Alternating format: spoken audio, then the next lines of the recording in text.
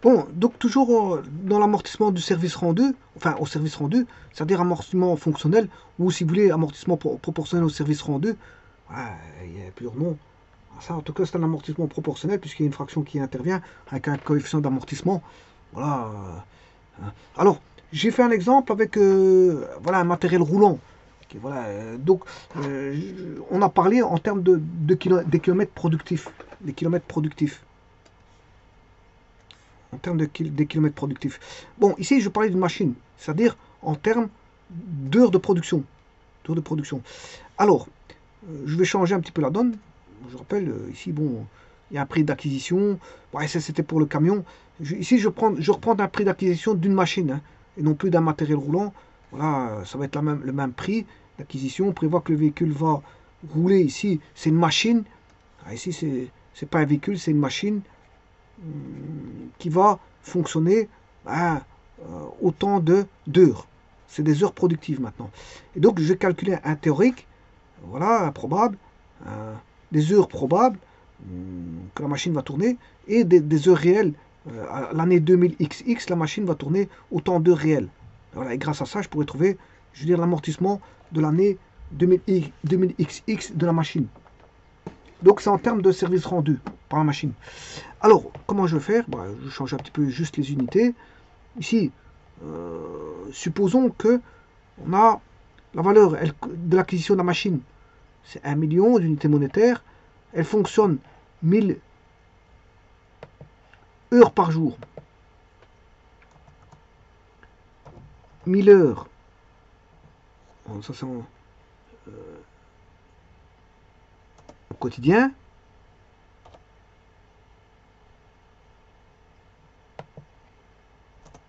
Hein, 1000 heures par jour. Ce qui fait par année, heures par année,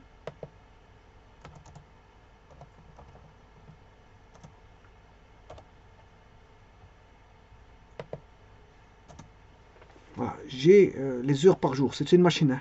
C'est plus un matériel roulant. Idem ici, ce sera des heures par jour égale des heures par jour. Ici, c'est des heures par année. Voilà, et ça c'est bon. Alors, après, on mesure les unités monétaires. C'est-à-dire, par exemple, elle a fonctionné 10 000 heures. Non, ça c'est pas possible. J'ai raconté une bêtise. Elle a fonctionné 12 heures par jour. Voilà. 12 heures par jour, ça fait 4392 heures estimées. Enfin, on estime que voilà, c'est de théorique 1. Hein, voilà, voilà, vous voyez que si je mets 10 heures,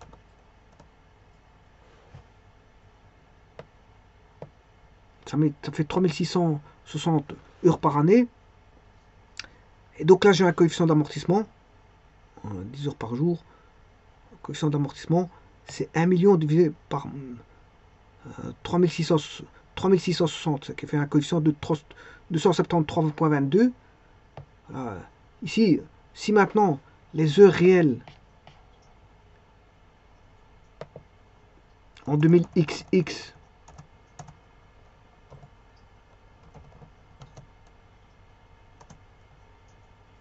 les heures réelles étaient de, on va dire, fonctionnement de 6 heures par jour, voilà. Là, à ce moment-là, là, c'est 10 heures par jour, théorique 1. Ici, c'est 6 heures par jour. Donc, on a 3660 théoriques d'heures par année. Là, 2660 théoriques. Donc, là,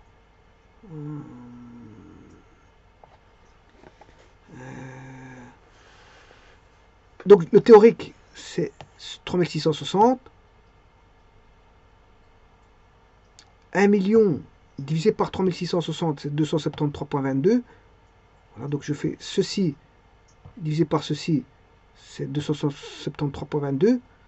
Alors c'est 273,22 multiplié par le nombre réel d'utilisation, supposons que c'est 6. Voilà, donc ce qui fera 6 fois 273,22, c'est voilà, Ah, je m'excuse. Ici, c'est 6 heures par jour, ce qui fait 2196 heures par année. Voilà. Et donc, si je fais celui-là, coefficient là, amortissement, voilà, qui est l'amortissement par, non pas par unité de kilomètre, pas par unité d'heure fonctionnelle.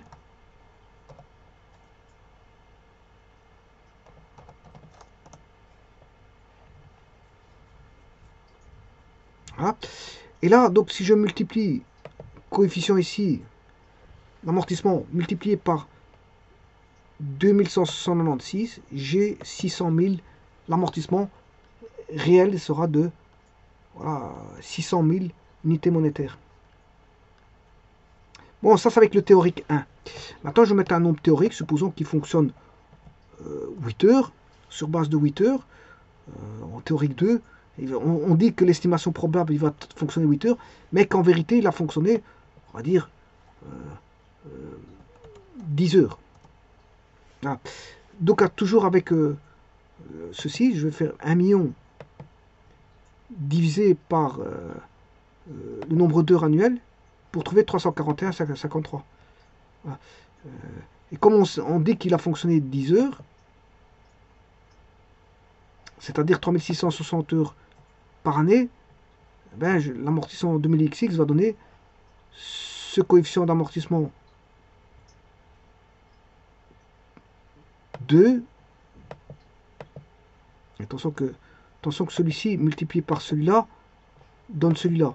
Celui-là multiplié par celui-là donne aussi celui-là. Par contre, celui-là multiplié par celui-là donne celui-là. Et celui-là multiplié par celui-là donne celui-là. Par contre, ici, voilà, coefficient d'amortissement, ils sont élevés. Hein. Ils sont élevés à 273 et voilà. Ce qui donne les amortissements en 2000XX. Voilà. Pour voilà, deux montants théoriques. Voilà, il y en a un qui est plus grand que l'autre, 10 est plus grand que 8, donc en heure annuelle, il y en a qui en estimation annuelle, il y en a qui travaillera plus que l'autre, en estimation probable, voilà. Donc je peux calculer par rapport à ce montant de valeur d'acquisition et ces valeurs d'heures là, je peux calculer voilà, ces coefficients d'amortissement 1 et 2. Et par rapport aux heures réelles, voilà, heures réelles par jour de fonctionnement de la machine en 2000XX, ben, ça va obtenir un nombre d'heures qui est là, par année. Alors si je mets 6, c'est ça. Si je mets 10 heures, s'il a fonctionné 10 heures, mais ce sera ça, ce montant-là. Et donc, l'amortissement réel en 2000XX, ben, si je prends le premier coefficient d'amortissement multiplié par ceci, ça va donner ceci. Maintenant, si je prends par rapport au deuxième coefficient d'amortissement, multiplié par ceci, ça va donner celui-ci. Donc, ça veut dire qu'ici, 341,53, ça veut dire quoi? Comment ça se fait qu'il est plus grand que celui-là? Donc, c'est qu'il va me donner un amortissement beaucoup plus grand. Un amortissement beaucoup plus grand. C'est normal, donc elle a plus de valeur. La machine ici, enfin, en 2000XX pour le 2, ici, que pour les 600. Elle est plus grand ici. Pourquoi? Parce que ce coefficient-là est beaucoup plus grand. Pourquoi il est plus grand? Ça correspond parce qu'on a fait 1 million divisé par 2900, qui est moins que 3660. Donc ici, elle a moins fonctionné. Donc elle est moins usée. Elle est moins usée, donc elle a un paramètre plus grand ici. Elle a un paramètre plus grand. Donc si vous multipliez par un nombre effectif d'heures réelles, multiplié par ce coefficient qui est beaucoup plus grand, ben, c'est normal qu'on a, je veux dire, un amortissement beaucoup plus grand. Donc elle a une valeur plus grande. C'est juste ça. Et on peut faire la même chose pour les autres. Hein. C'est le même raisonnement pour les autres. Donc, je répète, ça c'est la valeur d'acquisition.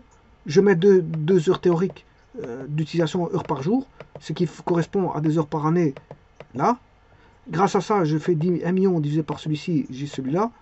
Ouais, c'est 273, c'est vrai, parce que ici j'ai estimé que probablement il va utiliser 3660 heures par année, donc il a un coefficient d'amortissement beaucoup plus petit. Voilà. Lui, il va être moins utilisé, moins usé. Donc s'il est moins usé, il a un coefficient d'amortissement beaucoup plus grand. Voilà. Après, quand on a ça, on va rechercher les heures réelles de fonctionnement de la machine. Supposons que c'est 6 heures par jour. Ça fait 296 par année. Voilà. Je vais chercher le premier coefficient. Je calcule par rapport au premier coefficient. Je multiplie ici, j'ai 600. Je calcule par rapport au second coefficient, toujours par rapport à ce montant-là. J'ai ça. D'ailleurs, c'est pour ça que j'ai mis le bleu. Le bleu, il va avec le bleu. Le bleu, c'est cette ligne-là. C'est cette ligne-là, le bleu. Et le brun, c'est cette ligne-là. Donc tout ce qui concerne le brun, c'est cette ligne-là. C'est-à-dire, je prends le premier coefficient fois le brun, ici, j'obtiens le premier brun. Le deuxième coefficient fois celui-là, j'ai le deuxième brun. Et encore une fois, ici,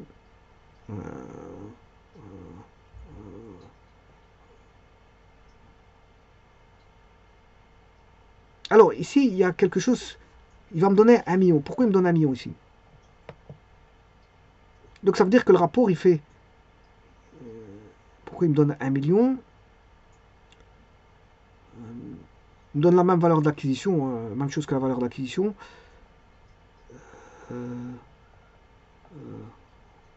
Parce que ici, c'est ceci fois 273.22 et 273.22 il provient de 10 heures. Voilà, c'est parce que on a, ben, c'est exactement la même chose, hein, c'est pour ça, c'est 10-10. Théorique 1, le réel, c'est 10-10.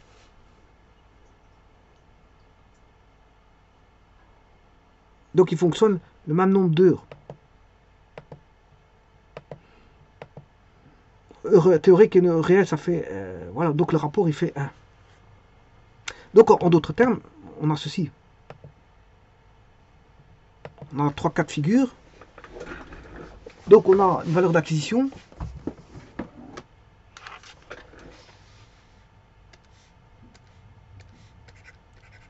Valeur d'acquisition que je vais diviser par, voilà, une valeur théorique. Valeur théorique. Voilà. Alors ce montant-là, c'est, donc je fais la valeur, j'ai le coefficient d'amortissement. C'est le coefficient d'amortissement. J'obtiens le coefficient d'amortissement. Et puis je reprends le, comment on appelle ça, la valeur réelle. La valeur réelle. Je multiplie par le coefficient d'amortissement. Voilà. Alors, mais le coefficient d'amortissement, c'est justement la valeur d'acquisition sur la valeur théorique. Donc, en d'autres termes, ça c'est l'amortissement l'année XX, l'amortissement, voilà, l'année XX. Ben, l'amortissement, qu'est-ce qu'il vaut? Ben, il vaut la valeur réelle sur la valeur théorique fois la valeur d'acquisition. Voilà. Donc l'amortissement,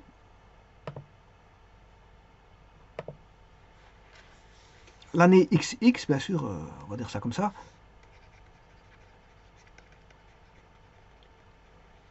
est égal à la valeur réelle sur la valeur théorique multipliée par la valeur d'acquisition. Alors, la valeur d'acquisition, elle est ce qu'elle est.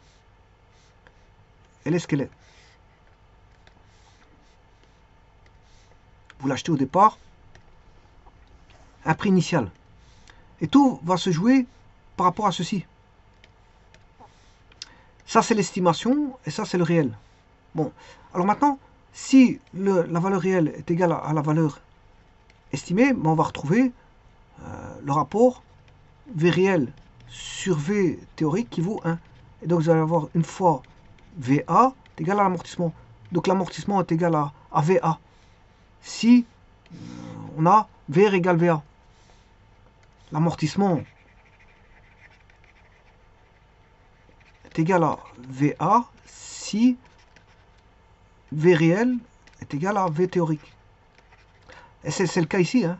C'est mon cas ici. Bon, j'ai mis, voilà, j'ai mis le théorique. Pourquoi j'ai 1 million, l'amortissement 1 million, et il vaut le prix d'acquisition? Pourquoi? Justement parce que j'ai pris la valeur théorique qui valait 10 heures ici, et la valeur réelle qui vaut 10 heures. Voilà, on a un rapport 1-1. Enfin, on a un rapport de 1. Voilà. Maintenant, quand est-ce qu'on est plus grand que 1 million, c'est-à-dire 1 250 000, on aura plus grand, ben ça, on sera plus grand, bien sûr, si V réel sur V théorique est plus grand que 1. Alors, voilà. Donc ici, si vous faites le rapport ici, c'est 1. Hein. V réel sur V théorique, il vaut 1. Maintenant, s'il est plus grand que 1, ça veut dire que V réel est beaucoup plus grand que V théorique. Effectivement.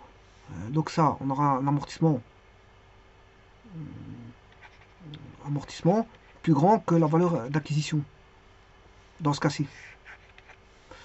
Et effectivement, regardez bien, ici, 1 250 000 par rapport à 1 250 000, par rapport à 1 million, je m'excuse, 1 250 000, eh bien, là, j'ai 10 heures, mais j'ai calculé par rapport ici au théorique 2. Théorique 2, c'est 8 heures. Donc, on a moins d'heures théoriques. On a moins d'heures théoriques que le réel. 8, 10. 8, c'est le théorique. Donc, si je fais 10 sur 8, c'est un rapport plus grand que 1. Donc, la valeur d'acquisition est démultipliée par une valeur au-delà de 1. Donc, on aura plus de 1. Et là, si vous voulez, le coefficient, voilà, il vaut 1,250. 1,250 qui vaut exactement. Si vous faites 10 divisé par 8, vous allez avoir 10 huitièmes, c'est 5 quarts. 5 quarts, c'est 5 divisé par 4. Et 5 divisé par 4, ça fait 1,25. Donc 1,25 fois 1 million,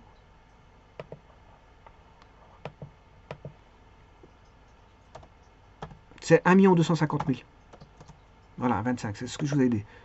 Voilà. Maintenant, inversement, si les heures théoriques sont plus grandes que les heures ici, les heures réelles, là, à ce moment-là, c'est plus petit que 1. Vous allez avoir 6 dixièmes ici, c'est 0,6. 0,6 fois 1 million, ben, ça fait 600. Ben, il est là. Vous allez avoir 600. Donc, 600 000 est plus petit que 1 million. 600 000 est plus petit que 1 million.